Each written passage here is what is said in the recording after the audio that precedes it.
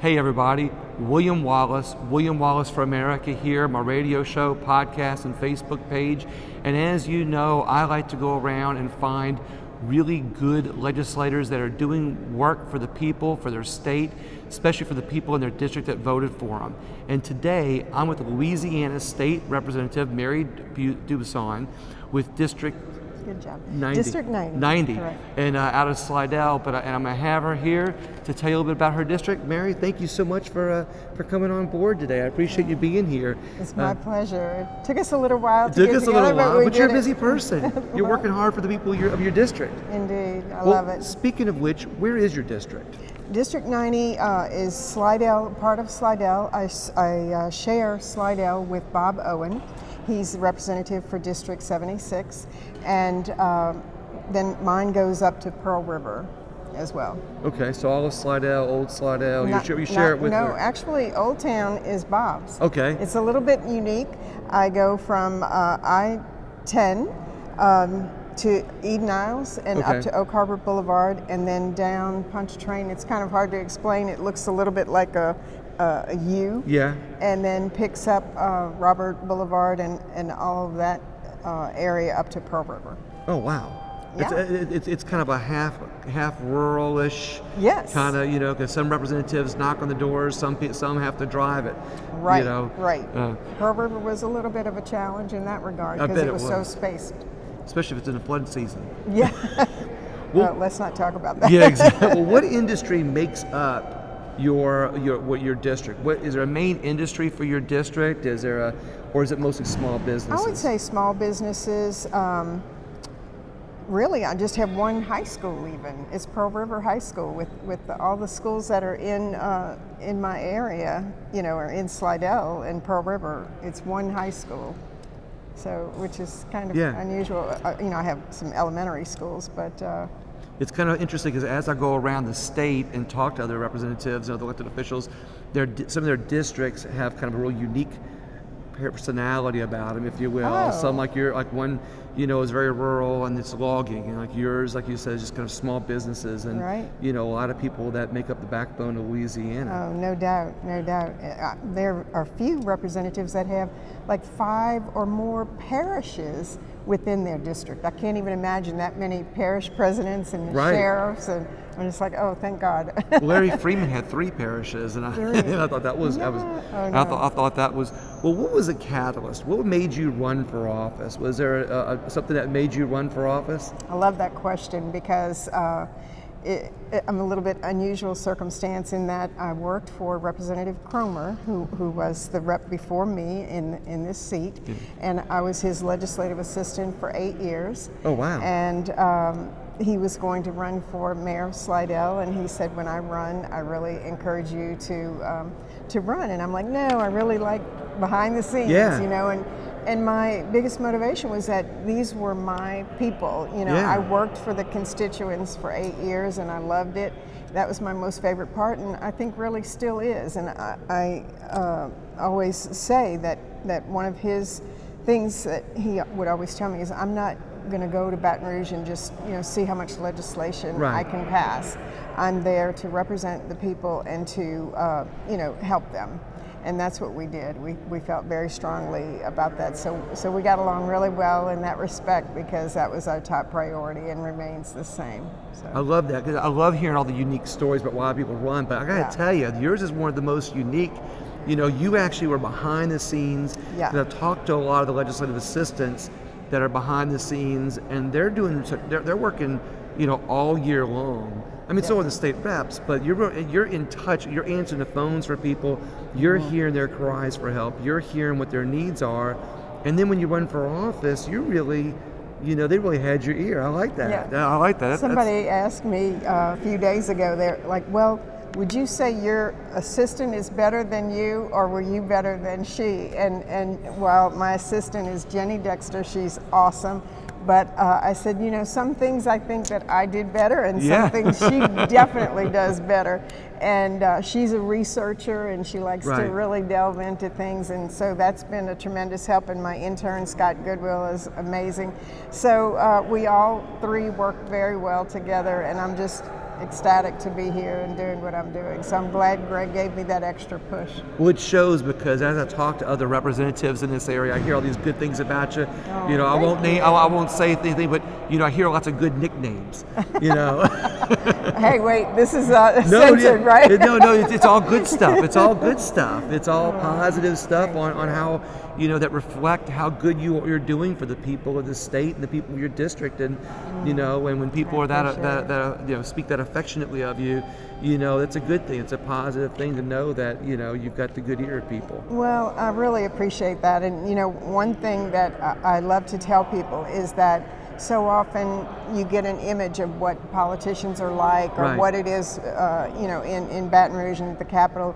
And while I tell people I do feel like possibly, and maybe it's a misconception on my part, that the federal government, maybe they fight more, they don't want to try to agree, but I really feel like this is another family for me. Yeah. And I know everyone's name. I don't necessarily remember where all the districts are, but that's really important to me, as it was in my own business, which we'll talk about. But I think that we all are here for the right reasons, and that is to help Louisiana and to make it a better place to live and work and play. I love hearing that passion about you. You mentioned your business. What is your background? My husband and I, actually, we started initially where I was administrative assistant to the Vice Chancellor for Business Affairs at LSU Medical Center. And he was a band director. He has his master's plus 30 in music ed, and he was at Rummel High School, and I was downtown New Orleans. And then we decided his uncle was going to sell his dry cleaning business, and he had worked there in high school, and I said I would do that in a heartbeat. We were headed over to Slidell for a holiday, and he said, "You would?" And I said, "Yes, we could, live above our business, and our children could walk to school and all of this." So anyway, long story short, that's what we did, and we did that from '82 to Katrina, where we had 6.5 feet of water in our business, and the salt water destroyed all of the equipment. Machinery. And so life goes on. And look where I am now. I never would be. So. Things happen for a reason. So you've taken lots of good experience, and you're bringing that to help the people in Louisiana. Most definitely. I know what it's like to do payroll and to clean bathrooms. You do it all when you it's own interesting. Your own business, yeah, exactly. When and when you have that kind of hands-on work, you're going to work hard for the people of the state. Yeah. Speaking of which, what's the most important? Do you think? What's the most pressing issue for your district? Is there an underlying? I really think everybody, of course, wants tort reform, and they want to see insurance rates lower, and they want to be heard. I think no matter, because everybody's issue is the most important to them, and so I try to really make it a point of listening and trying to fix if it's something that's within my scope, to do so, and if not, to point them in the right direction to make that happen. So. To actually just pinpoint, I'm working with some people along Car Drive. They have an issue with some vegetation behind their house. When I went to D.C. With a trip with my husband and his students, I spoke to Garrett Graves about that. And good so, guy, yeah. I whatever things that I'm able to do, that's I find that some legislators have specific things that are pressing for their district, and some have just a general variety of things. But the main thing is to know that you're listening to the people in your district, and that you're working hard for whatever their particular issue is for them individually. What would you say is the biggest pressing issue for our state right now? I think that taxes, people are very concerned that we pay a lot, and maybe they don't always feel like they see that their money is at work for them. And I think it's our responsibility to show them that we're here to fiscally run the state, and that we are concerned with infrastructure and education and all of these things that make this a place that we want to be and raise our families. And so I think that's what we're elected to do. So it sounds like that's what you're doing. It sounds like everything you've talked about is about your family and family business, and you moved to an area where you can help where your family is a priority and other families are a priority, and that makes it it's good to know. And I think people should know that. That's why I do these shows, because I want people to see examples of good legislators like yourself. What do you? There's a special session going on right now. Is there anything in particular that you want to see get through this session? I know you talked about tort reform. Yeah. But is that the priority right now, or are there some other issues you think going on? I'm on appropriations this year, which is something that I asked for at one of my committees. I'm also on insurance and municipal, so I'm keeping my hand in the local, governments as well.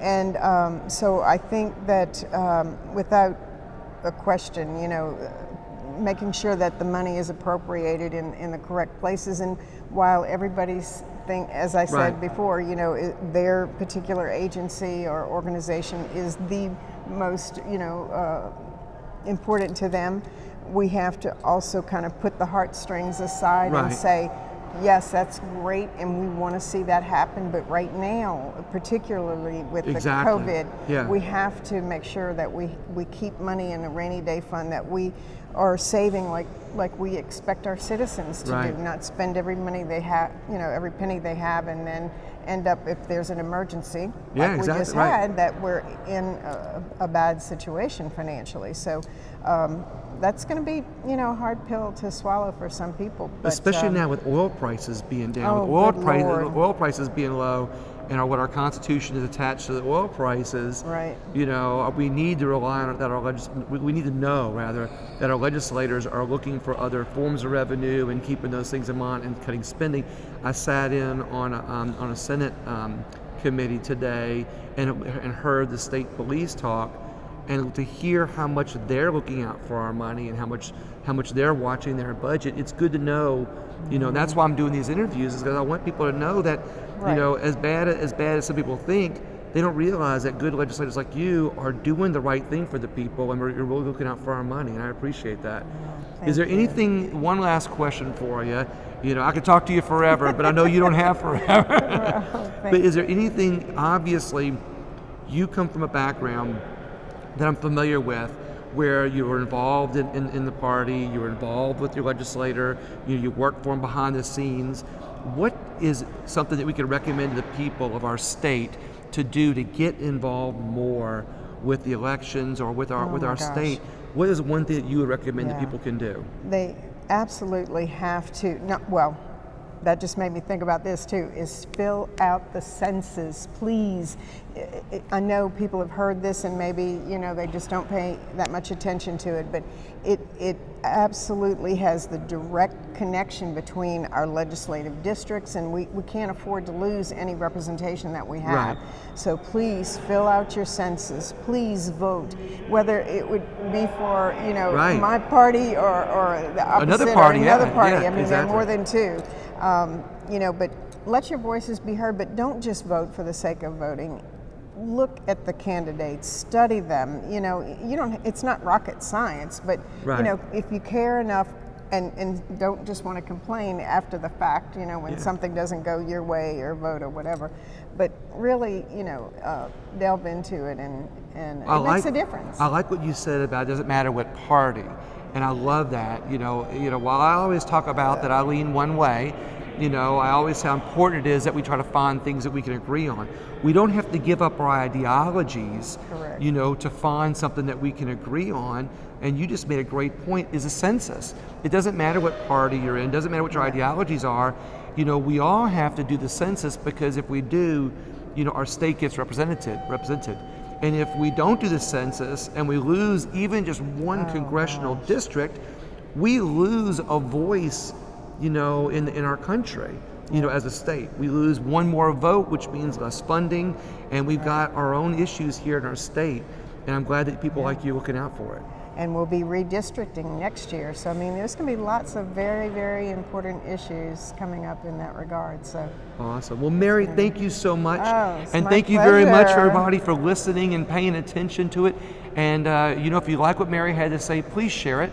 on your social media. And follow my Facebook page.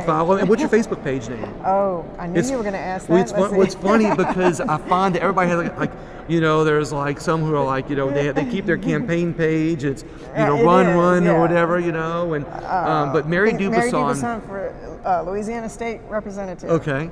So anyway, just put my name. I'm sure either way, what I'll do is I'll make sure we got the right one, and I'll tag it, share it, and share with other people. And also, this video gets podcast on my podcast. If you listen to iHeart, iTunes, or any of your podcast players, you can listen to the podcast of this. If you don't want to watch a video, you can share it with everybody else. And thank you, everybody. Have a great day. Thank you, Mary. Thank you so much. And we'll talk to you guys soon. Thank you so much. Bye-bye.